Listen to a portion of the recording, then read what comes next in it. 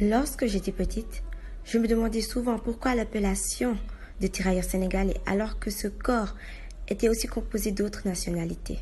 Ma réponse, je l'ai trouvée en me documentant sur l'histoire de l'Afrique en général et de mon pays en particulier.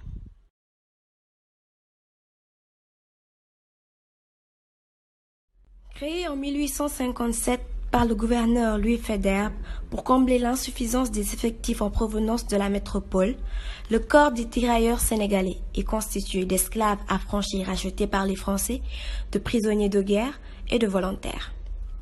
Ceux-là seront plus tard rejoints par la haute classe africaine qui occupe les postes de sous-officiers. En 1895, ils participent à la conquête de Madagascar et sont employés jusqu'en 1905 à la pacification de ce pays. En 1914, on comptait déjà 14 000 tirailleurs sénégalais en Afrique de l'Ouest et 15 000 à l'extérieur, principalement au Maroc. Lors de la mobilisation en France, 6 bataillons furent dépêchés et engagés sur le front dès le début des combats. En octobre 1915, près de 30 000 nouveaux conscrits et volontaires avaient renforcé les troupes déployées en France. 51 000 autres suite au décret de 1915 qui ordonnait la mobilisation des Africains de plus de 18 ans et un bonus de 200 francs pour les volontaires. Sans oublier les 17 bataillons engagés à la bataille de la Somme. 120 000 tirailleurs sénégalais servaient alors dans les troupes françaises. Entre 1939 et 1944, ils sont près de 140 000 engagés par la France. Près de 24 000 sont faits prisonniers ou sont tués au combat. Mais en 1944, un malheur survient.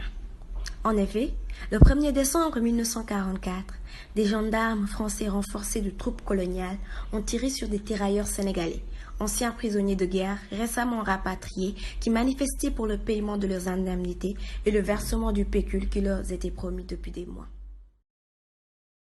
Nous notons une controverse quant au bilan des morts, car selon le président François Hollande, lors de son discours à Dakar le 12 octobre 2012, le bilan est de 35 morts.